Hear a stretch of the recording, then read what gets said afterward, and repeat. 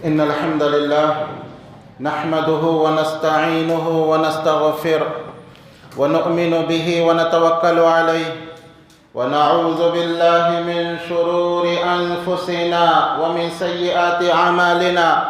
من يهده الله فلا مضل له ومن يضلله فلا هادي له، وأشهد أن لا إله إلا الله وأشهد أن محمدًا عبده ورسوله الذي أرسله بالحق بشيرا ونذيرا.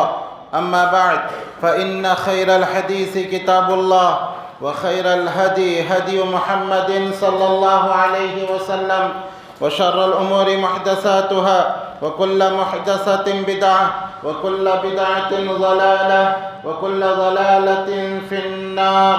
وقد قال الله تبارك وتعالى في القرآن المجيد: أعوذ بالله من الشيطان الرجيم. يا أيها الذين آمنوا اتقوا الله حق تقاته ولا تموتن إلا وأنتم مسلمون. يا أيها الناس اتقوا ربكم الذي خلقكم من نفس واحدة وخلق منها زوجها وبث منهما رجالا كثيرا ونساء، واتقوا الله الذي تساءلون به والأرحام، إن الله كان عليكم رقيبا. يا أيها الذين آمنوا اتقوا الله وقولوا قولا سديدا يصلح لكم أعمالكم ويغفر لكم ذنوبكم، ومن يطع الله ورسوله فقد فاز فوزا عظيما. وقال تعالى: بسم الله الرحمن الرحيم. قاف والقرآن المجيد.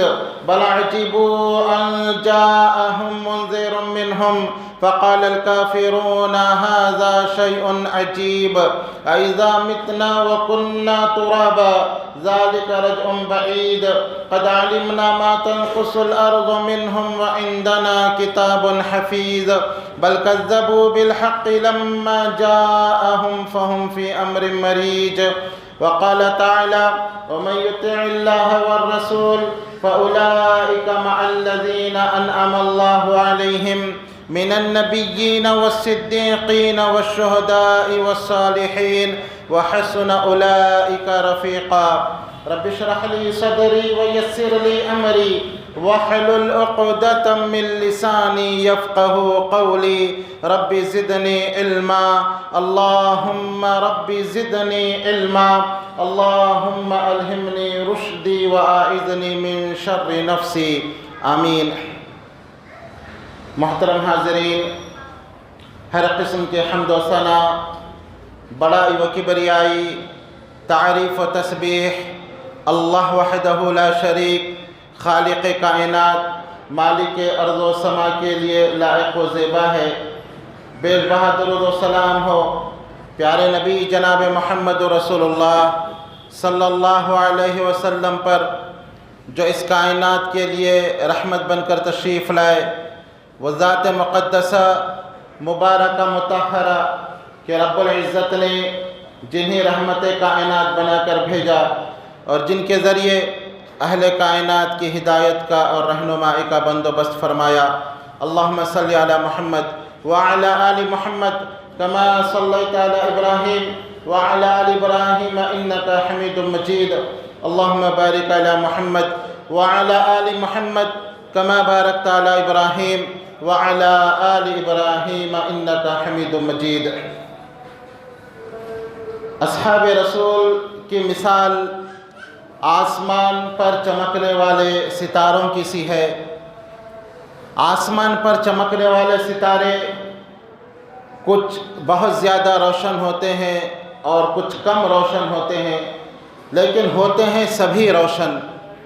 اسی طرح صحابہ اکرام کی مثال ہے کہ سب اہل ایمان ہیں.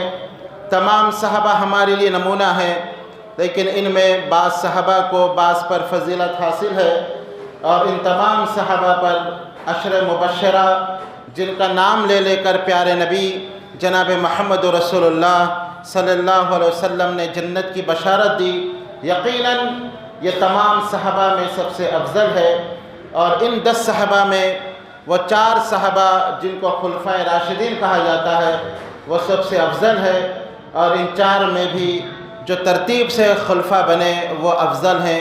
اس امت کی سب سے افضل ترین شخصیت سیدنا ابو بکر صدیق رضی اللہ عنہ، اس کے بعد عمر بن خطاب رضی اللہ عنہ، اس کے بعد عثمان بن عفان رضی اللہ عنہ، اور اس کے بعد علی ابن ابی طالب رضی اللہ عنہم اجمعین۔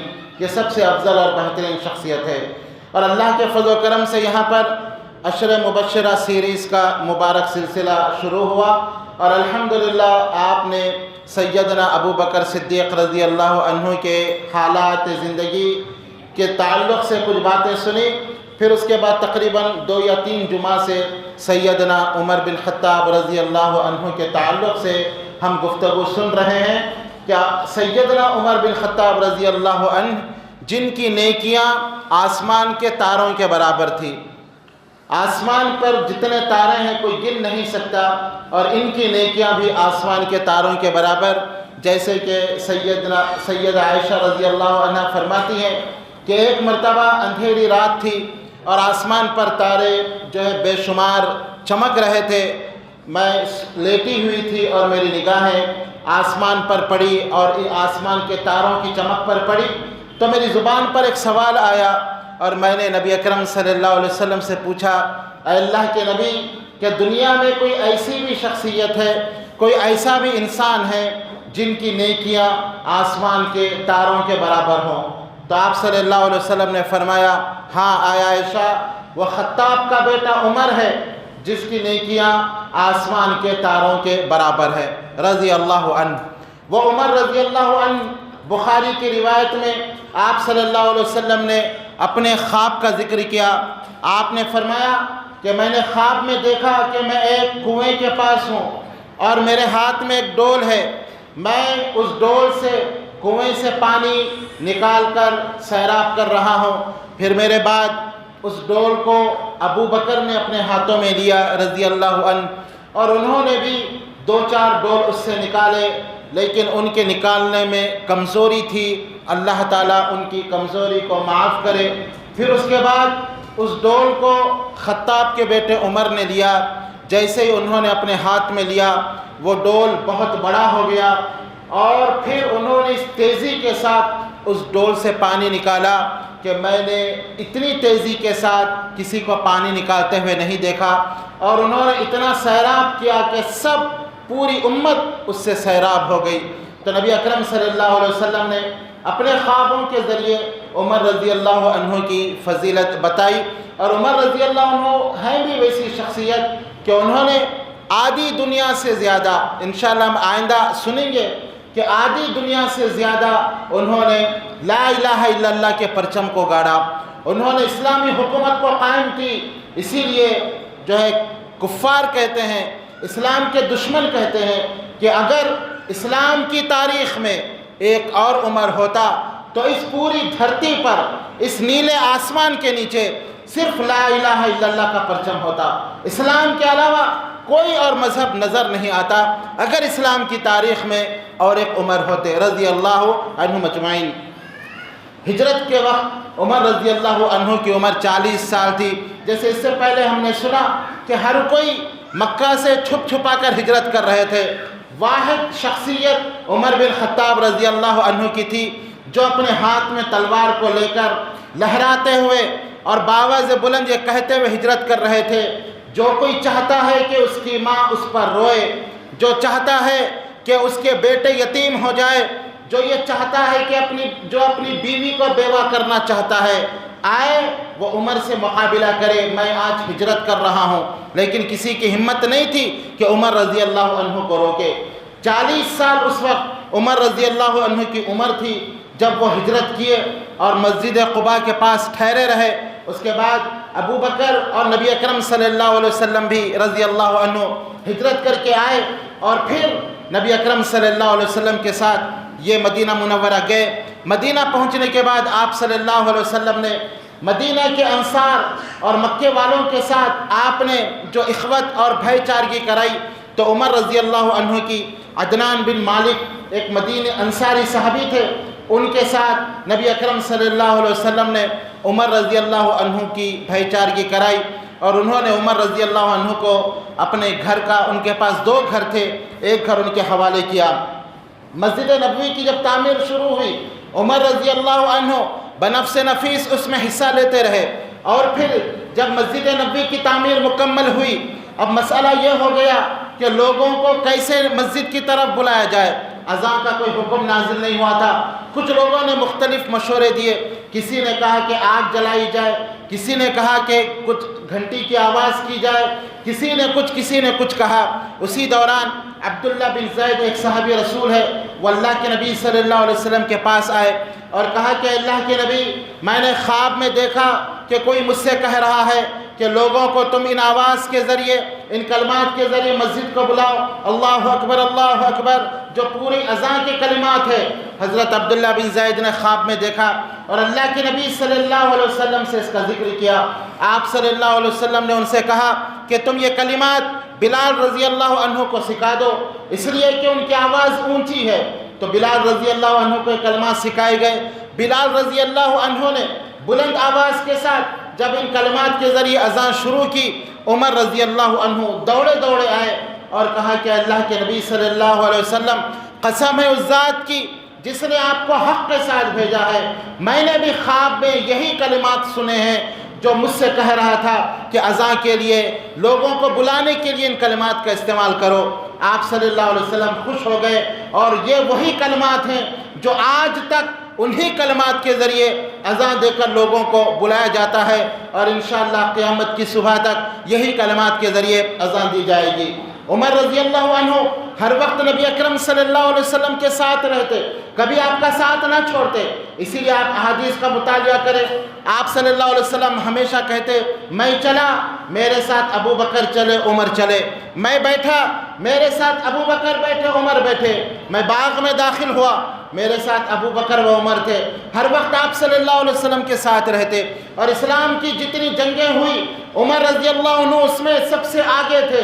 اسلام کی سب سے پہلی جنگ بدر سن 2 ہجری میں لڑی گئی، عمر رضی اللہ عنہ بنفس نفیس شریک ہوئے، اور ایک سب سے بڑے پہلوان کو انہوں نے اپنی تلوار کے ذریعے ایک ہی مار میں اس کا کام تمام کر دیا۔ اس کے بعد اسلام کی جو دوسری بڑی جنگ 3 ہجری میں جنگ احد لڑی گئی، اس میں بھی عمر رضی اللہ عنہ نبی اکرم صلی اللہ علیہ وسلم کے ساتھ تھے۔ اور آپ اچھی طرح جانتے ہیں کہ پہلے جنگ مسلمان جیت چکے تھے۔ اللہ کے نبی صلی اللہ علیہ وسلم نے 70 تیر اندازوں کو ایک چھوٹی سی پہاڑی پر رکھ دیا تھا تاکہ دشمن اس جگہ سے حملہ نہ کرے، اور آپ نے تاکیدی حکم دیا تھا کہ جب تک میں نہ کہوں اس جگہ سے نہ ہلنا۔ لیکن جب مسلمانوں نے دیکھا کہ جنگ جیت چکے ہیں، کفار بھاگ رہے ہیں اور مسلمان مال غنیمت کو لوٹ رہے ہیں، تو ان 70 صحابہ نے یہ سوچا اب تو جنگ ہو گئی ہے، اب یہاں رکنا ہمارے لیے کیا کام کا ہے، اب ہم بھی مال غنیمت کو لوٹیں گے اور بھاگتے ہوئے کافروں کو اور بھگائیں گے۔ یہ 70 صحابہ میں سے تقریباً 60 صحابہ اتر گئے، حالانکہ ان کے سردار نے ان کو روکا۔ اللہ کے نبی نے کہا کہ جب تک میں نہ کہوں نہ ہٹنا، لیکن ان میں تھوڑا سا سمجھنے میں اختلاف ہو گیا، جس کو فقہی اختلاف ہم کہیں گے، اور 60 وہاں سے ہٹ گئے۔ خالد بن ولید رضی اللہ عنہ جو ابھی اسلام قبول نہیں کیے تھے، بھاگتے ہوئے انہوں نے اس پہاڑی کے چھوٹے سے حصے کو خالی دیکھا تو پلٹ کر واپس آئے، اور جو 10 صحابہ تیر اندازی کر رہے تھے ان کو شہید کر دیا، اور پیچھے سے مسلمانوں پر حملہ کیا، اپنے جھنڈے کو اونچا کر دیا۔ بھاگتے ہوئے کافروں نے پیچھے اپنے جھنڈے کو بلند دیکھا تو وہ بھی پلٹ کر واپس آئے۔ اس طرح ایک جنگ مسلمان جو جیت چکے تھے، مسلمان 2 دشمنوں کے درمیان پھنس گئے، بہت سارے مسلمان شہید ہوئے، تقریباً 70 صحابہ اکرام شہید ہوئے، اور حمزہ بن عبد المطلب رضی اللہ عنہ اسی وقت شہید ہو گئے۔ آپ صلی اللہ علیہ وسلم نے پکارا، مسلمانوں میں یہاں پر ہوں، لیکن مسلمانوں سے پہلے کافروں نے آپ کی آواز سنی اور آپ پر پورا زور لگا دیا تاکہ آپ کو نعوذ باللہ شہید کر دیں۔ اس وقت جتنے مسلمان آپ کے ساتھ تھے ان میں حضرت عمر بن خطاب رضی اللہ عنہ بھی آپ کے ساتھ تھے۔ بہرحال جب جنگ ختم ہوئی اور مسلمان زخمی حالت میں ہیں، 70 شہید ہو گئے، آپ صلی اللہ علیہ وسلم کے خود گال سے جو خون بہہ پڑا، آپ کے دندان مبارک شہید کیے گئے، آپ صلی اللہ علیہ وسلم ایک گڑھے میں گر گئے، زخمی ہیں۔ جنگ جب ختم ہو گئی تو ابو سفیان جو اس وقت کفار مکہ کی طرف سے آئے تھے اور کافروں کے کمانڈر تھے، اور یہ افواہ اس جنگ میں مشہور ہو گئی تھی کہ نبی اکرم صلی اللہ علیہ وسلم شہید ہو گئے، اس لیے کہ مصعب بن عمیر رضی اللہ عنہ شہید ہو گئے تھے، اور مصعب بن عمیر رضی اللہ عنہ آپ صلی اللہ علیہ وسلم کے ہم شکل تھے، تو لوگوں نے سمجھا کہ محمد صلی اللہ علیہ وسلم شہید ہو گئے۔ تو ابو سفیان نے معلوم کرنے کے لیے اور یقین کرنے کے لیے ایک پہاڑی پر چڑھے اور اعلان کیا، اے مسلمانوں بتاؤ کیا تم میں محمد صلی اللہ علیہ وسلم موجود ہے؟ اس وقت آپ کے ساتھ ابو بکر صدیق رضی اللہ عنہ اور عمر رضی اللہ عنہ بھی موجود تھے۔ عمر رضی اللہ عنہ نے پوچھا، اے اللہ کے نبی کیا میں اس دشمن رسول کو جواب دوں؟ کیا میں بتاؤں کہ آپ زندہ ہیں؟ آپ صلی اللہ علیہ وسلم نے کہا کہ نہیں، تم خاموش رہو۔ اس کے بعد پھر ابو سفیان نے پکارا اور کہا، کیا قحافہ کا بیٹا ابو بکر تم میں موجود ہے، زندہ ہے؟ عمر رضی اللہ عنہ نے پوچھا، اللہ کے نبی کیا میں اس کو جواب دوں؟ آپ نے کہا کہ نہیں، جواب مت دو۔ اس کے بعد ابو سفیان نے نعرہ لگایا اور کہا، کیا تم میں خطاب کا بیٹا عمر موجود ہے؟ عمر رضی اللہ عنہ نے کہا، اللہ کے نبی کیا اس دشمن رسول کو میں جواب دوں؟ آپ نے کہا کہ نہیں، جواب مت دو۔ کہا کہ اس نے میرے بارے میں پوچھ لیا، کہا کہ جواب مت دو۔ پھر اس کے بعد ابو سفیان یہ کہنے لگے، اچھا ہوا ان تینوں سے خلاصی ہو گئی، یعنی یہ تینوں بھی شہید ہو گئے۔ پھر اس کے بعد اپنے بت کا نام بلند کرتا اور کہتا ہے کہ جو ہمارا لات کا نام بلند ہو، لنا عزا ولا عزا لکم، ہمارا تو عزا ہے، تمہارا کوئی عزا نہیں۔ جب اللہ کے نبی صلی اللہ علیہ وسلم نے عمر رضی اللہ عنہ کو کہا، جب اللہ کے نبی نے دیکھا کہ اللہ کی توحید پر ضرب پڑ رہی ہے، سبحان اللہ، قربان چاہیے توحید کا کتنا اہتمام نبی اکرم صلی اللہ علیہ وسلم کیا کرتے تھے۔ اس کافر نے سمجھا اللہ کے نبی کا انتقال ہو گیا، شہید ہو گئے۔ آپ نے کہا کہ جواب دینے کی ضرورت نہیں، کیونکہ نبی آتا ہے جانے کے لیے۔ پھر اس نے پوچھا کہ ابو بکر شہید ہو گئے، آپ نے کہا کہ مت جواب دو، کوئی ضرورت نہیں۔ اس نے کہا خطاب کے بیٹے عمر چلے گئے، آپ نے کہا جواب مت دو، اس لیے کہ انسان آتا ہے جانے کے لیے، نبی آئے جانے کے لیے، صحابہ آئے جانے کے لیے۔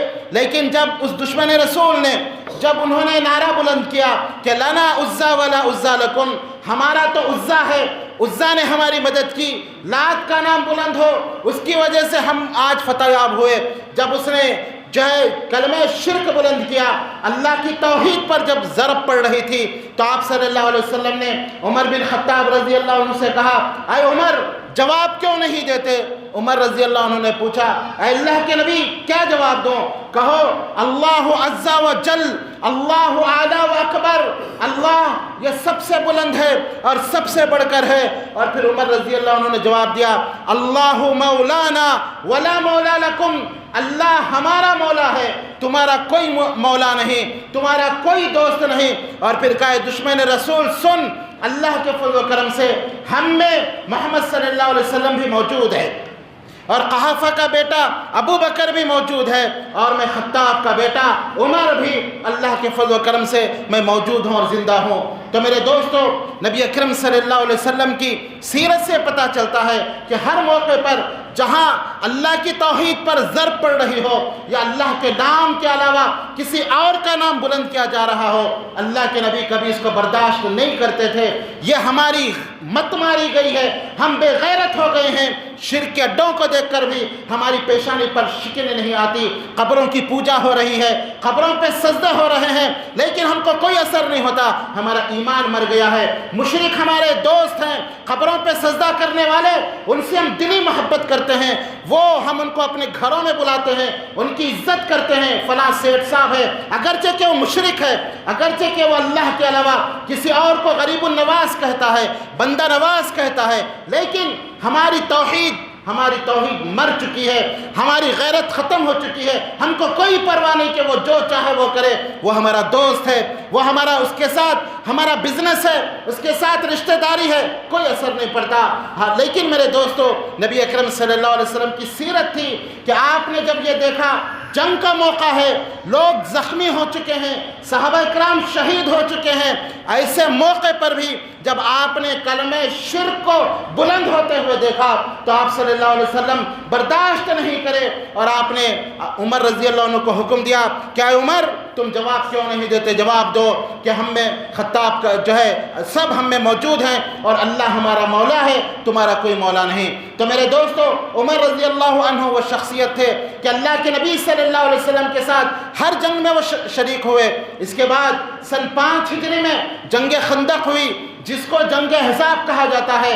تمام فوجیں مل کر متحد ہو کر مدینہ چھوٹی سی بستی پر ٹوٹ پڑے تھے۔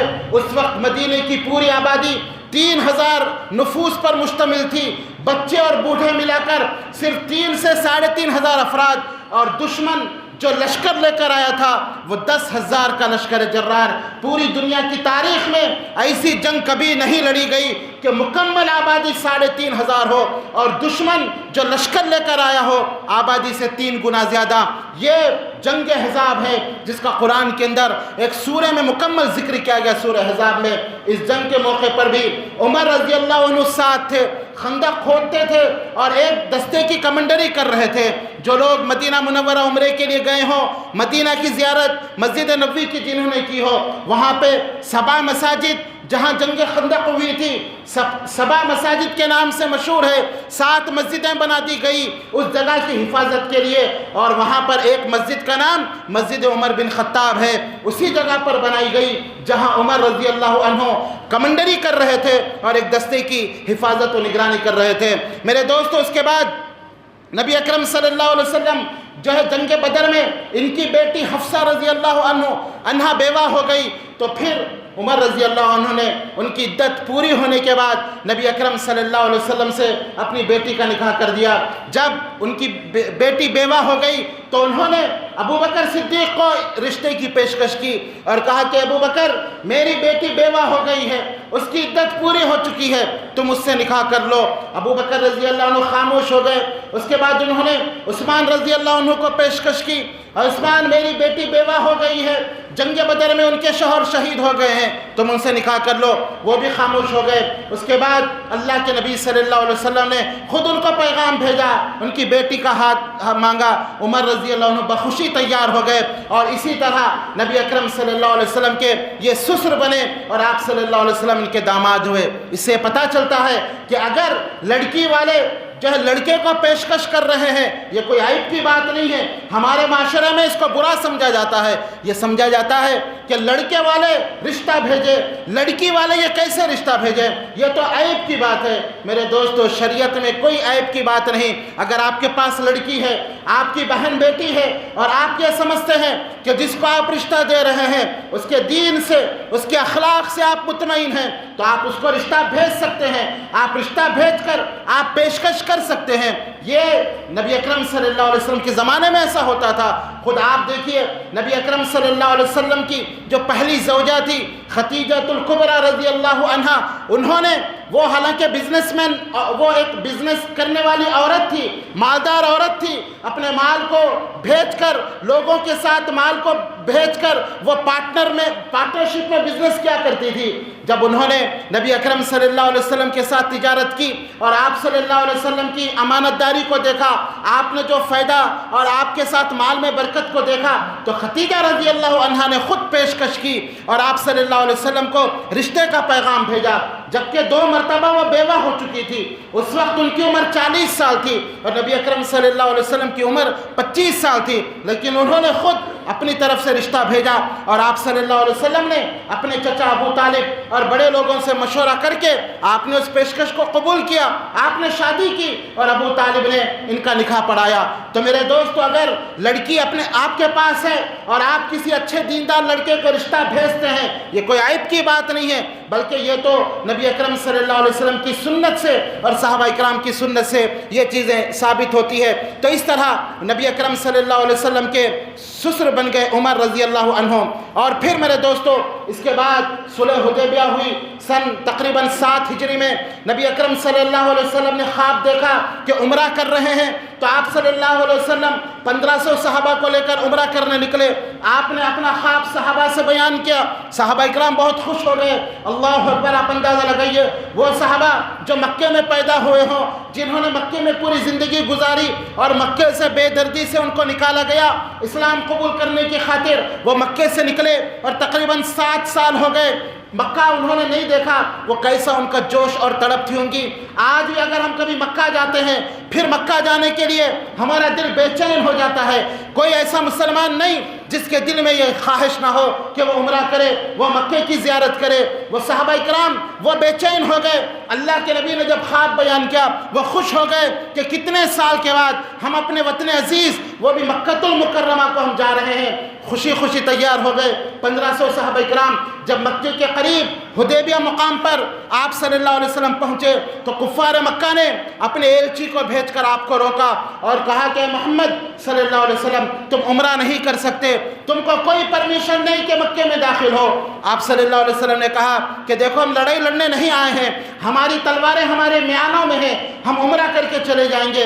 انہوں نے روکا اور وہاں پہ صلح ہوئی اور یہ کہا گیا کہ اس وقت مسلمان عمرہ نہیں کریں گے، ابھی واپس جائیں گے، حالانکہ سب حالت احرام میں ہے۔ کہا کہ واپس جائیں گے، آئندہ سال عمرہ کریں گے، اور بہت ساری شرائطیں لکھی گئی۔ اس میں یہ بھی تھا کہ اگر کوئی مکہ والا مسلمان ہو کر مدینہ جاتا ہے تو مدینہ والے یہ پابند رہیں گے محمد صلی اللہ علیہ وسلم کہ اس کو واپس کر دیں، لیکن اگر کوئی مدینہ کا آدمی مکہ آتا ہے تو مکے والے اس کو واپس نہیں کریں گے۔ کوئی مسلمان مکہ میں ہیں، مکہ والے واپس نہیں کریں گے۔ بہت ساری عجیب و غریب شرطیں تھیں۔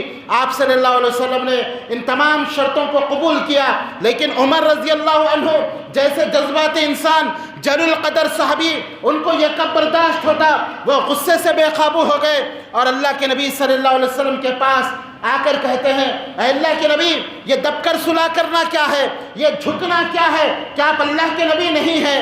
اللہ کے نبی صلی اللہ علیہ وسلم کہتے ہیں ہاں عمر، میں اللہ کے نبی ہوں۔ پوچھتے ہیں اے اللہ کے رسول، کیا ہم حق پر نہیں ہیں؟ کیا یہ کافر باطل پر نہیں ہیں؟ کہتے ہیں کہ ہاں ہم حق پر ہیں اور یہ باطل پر ہیں۔ پھر پوچھتے ہیں اللہ کے نبی، یہ دبنا کیا ہے؟ یہ جھکنا کیا ہے؟ یہ اس طرح کی صلح کیا ہے؟ اللہ کے نبی کہتے ہیں کہ عمر، میں اللہ کے حکم کے بغیر کچھ نہیں کر سکتا۔ یہ غصے سے بے قابو ہو کر پھر ابو بکر صدیق کے پاس جا کر یہی سوالات کو دہراتے ہیں۔ ابو بکر صدیق ان کو سمجھاتے ہیں اور کہتے ہیں اے نوجوان تم چپ رہو، اللہ کے نبی اللہ کی وحی کے بغیر کچھ نہیں کہتے۔ یہ غصے میں تھے اور واپس ہو رہے تھے۔ اللہ تعالیٰ نے یہ صورتیں نازل کی، انا فتحنا لک فتحا مبینا۔ اے نبی، یہ صحابہ اس کو جھکنا کہہ رہے ہیں، یہ جھکنا نہیں ہے، یہ تو فتح ہے۔ انا فتحنا لک فتحا مبینا۔ اے نبی، ہم بہت جلدی آپ کو ایک فتح اور جو ہے واضح فتح کی ہم خوشخبری دیتے ہیں، مکہ فتح ہو جائے گا۔ یہ آیتیں نازل ہوتی ہے، آپ صلی اللہ علیہ وسلم فوراً عمر رضی اللہ عنہ کو بلاتے ہیں، اس لیے کہ وہی سب سے زیادہ غصے میں تھے۔ بلا کر کہتے ہیں کہ عمر خوش ہو جاؤ، اللہ تعالیٰ نے یہ آیتیں نازل کی۔ عمر رضی اللہ عنہ کہتے ہیں کہ جب وہ آیتیں نازل ہوئی مجھے سکون ہوا، اور نبی اکرم صلی اللہ علیہ وسلم سے جو میں نے بے ادبی کی اس کا مجھے بڑا احساس ہوا کہ مجھے کیا ہو گیا تھا۔ میں نے نبی اکرم صلی اللہ علیہ وسلم کے سامنے اپنی آواز کو بلند کیا اور مجھے اتنا افسوس رہا کہ میں اس گناہ کی پاداش میں یا اس گناہ کے کفارے میں نے بہت نمازیں پڑھی، بہت صدقہ و خیرات کیا۔ اور وہ کہتے ہیں عمر رضی اللہ عنہ کو مرے دم تک اس کا احساس تھا کہ میں کیسے اللہ کے نبی صلی اللہ علیہ وسلم کی شان میں گستاخی کرتا رہا۔ میرے دوستو، عمر رضی اللہ عنہ وہ انسان ہیں کہ جنگ تبوک کا موقع آیا، اللہ کے نبی اعلان کرتے ہیں ہے کوئی اس جنگ میں اپنے مال کو خرچ کریں۔ عمر رضی اللہ عنہ اپنے گھر کے آدھے مال کو لا کر اللہ کے نبی صلی اللہ علیہ وسلم کے قدموں میں رکھ دیتے ہیں۔ عمر رضی اللہ عنہ اتنے جلیل القدر صحابی رسول ہونے کے بعد شریعت پر عمل کرنا، آگے آپ دیکھیں گے کہ وہ کیسے قرآن و حدیث پر عمل کرتے تھے۔ اور ان کا مشہور واقعہ آپ نے سنا ہوگا، ایک مرتبہ نبی اکرم صلی اللہ علیہ وسلم کے سامنے تورات کا ایک نسخہ لے کر عمر رضی اللہ عنہ پڑھنے لگے، اس لیے کہ پڑھے لکھے انسان تھے اور تورات کو بھی اچھی طرح پڑھنا جانتے تھے۔ اللہ کے نبی موجود ہیں اور صحابہ کرام موجود ہیں، تورات کا نسخہ لا کر عمر رضی اللہ عنہ پڑھنے لگے۔ جیسے جیسے عمر رضی اللہ عنہ تورات کا نسخہ پڑھ رہے ہیں، اللہ کے نبی صلی اللہ علیہ وسلم کا چہرہ غصے سے سرخ ہوتا جا رہا ہے۔ اللہ کے نبی صلی اللہ علیہ وسلم کا چہرہ ابو بکر صدیق رضی اللہ عنہ نے دیکھا اور عمر رضی اللہ عنہ سے کہا اے عمر، تم کو تمہاری ماں گم پائے، تم اللہ کے نبی کے چہرے کی طرف نہیں دیکھتے۔ عمر رضی اللہ عنہ نے دیکھا کہ چہرہ غصے سے سرخ ہو گیا، فوراً تورات کے نسخے الگ رکھ دیتے ہیں اور کہتے ہیں اللہ کے نبی رضیت باللہ ربا وبالاسلام دینا وبمحمد صلی اللہ علیہ وسلم نبیا، اللہ کے نبی یہ تورات کے نسخے پڑھ کر میں اسلام سے نہیں نکلا، میں یہودیت کو قبول نہیں کیا، بلکہ میں نے تورات کی کچھ اچھی باتیں آپ کو پڑھ کر سنا رہا ہوں۔ رضیت باللہ ربا، اللہ کے رب ہونے پر میں راضی ہوں، وبالاسلامی دینا، اسلام کے دین ہونے پر میں راضی ہوں، وبمحمد صلی اللہ علیہ وسلم نبی و رسولہ، اور آپ کے نبی اور رسول ہونے پر میرا مکمل ایمان ہے۔ یہ صرف اس کی اچھی باتیں، چونکہ یہ ایک آسمانی کتاب ہے، چونکہ اللہ نے اس کو اپنے ہاتھ سے لکھا ہے، تو اس کی اچھی باتیں میں سنا رہا تھا۔ آپ صلی اللہ علیہ وسلم نے فرمایا اے عمر، اگر آج صاحب تورات موسیٰ علیہ السلام زندہ ہو کر آتے تو ان کی بھی نجات صرف میری اتباع میں رکھ دی گئی، جب تک وہ میری اتباع نہ کرتے ان کی نجات نہ ہوتی۔ اور پھر آپ نے فرمایا کہ عمر، اگر تم قرآن کو چھوڑ کر تورات پر عمل کرو، یا اگر موسیٰ آ جائیں اور تم مجھے چھوڑ کر موسیٰ علیہ السلام کی پیروی اگر اس وقت کرو تو تم سب کے سب گمراہ ہو جاؤ گے۔ اگر تم ہدایت پانا ہے تو صرف قرآن و حدیث میرے طریقے اور میرے راستے پر چلنا ہوگا۔ اللہ اکبر۔ میرے دوستو، نبی اکرم صلی اللہ علیہ وسلم نے یہاں پیغام دیا کہ اگر ہدایت پانا ہے تو صرف آپ کے طریقے اور آپ کے راستے پر چلنا ہوگا۔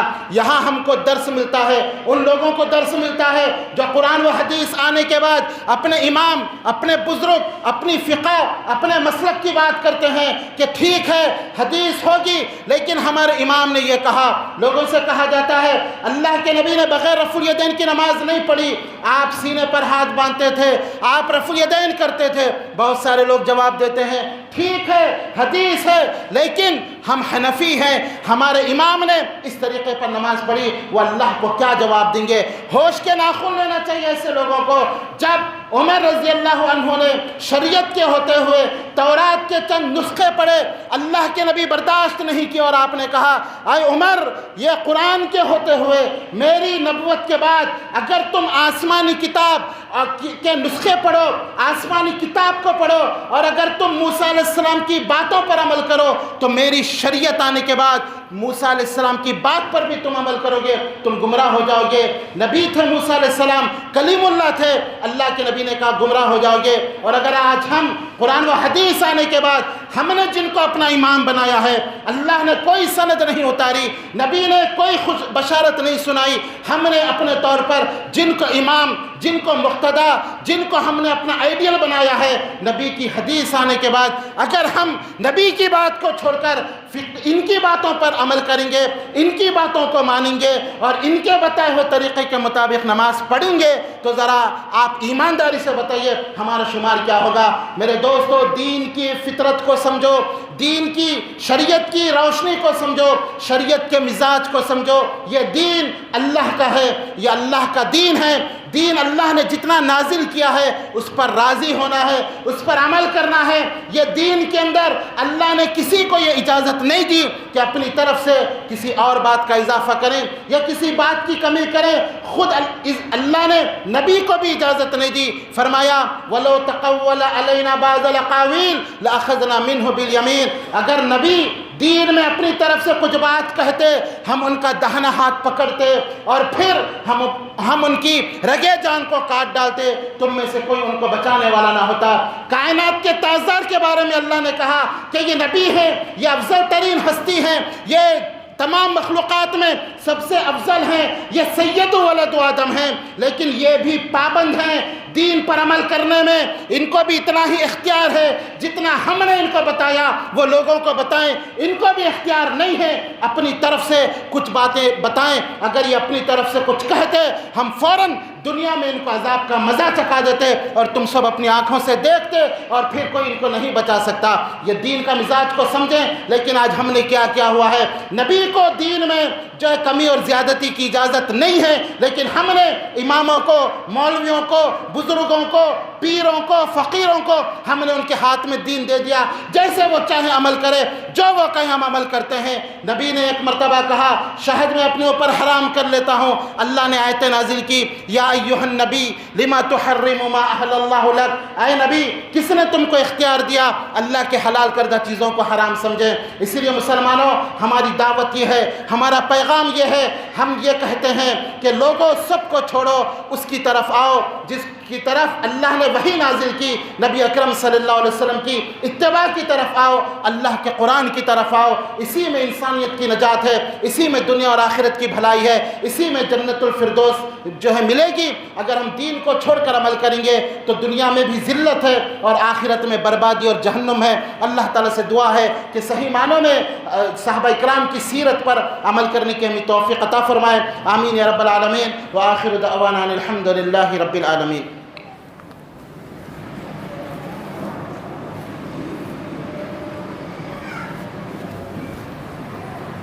الحمد لله وحده والصلاة والسلام على من لا نبي بعده وبعد، فقد قال الله تبارك وتعالى في القرآن المجيد والفرقان الحميد إن الله وملائكته يصلون على النبي يا أيها الذين آمنوا صلوا عليه وسلموا تسليما اللهم صل على محمد وعلى آل محمد كما صليت على إبراهيم وعلى آل إبراهيم إنك حميد مجيد اللهم بارك على محمد وعلى آل محمد كما باركت على إبراهيم وعلى آل إبراهيم إنك حميد مجيد اللهم اعز الاسلام والمسلمين اللهم اعز الاسلام والمسلمين واذل الشرك والمشركين ودمر اعداء الدين اللهم اكفنا بحلالك عن حرامك واغننا بفضلك من سواك اللهم اقسم لنا من خشيتك ما تحول به بيننا وبين معصيك ومن طاعتك ما تبلغنا به جنتك ومن اليقين ما تهون به علينا مصائب الدنيا متعنا باسمائنا وابصارنا وقواتنا ما احييتنا واجعله الوارث منا واجعل ثأرنا على من ظلمنا وانصرنا على من عادانا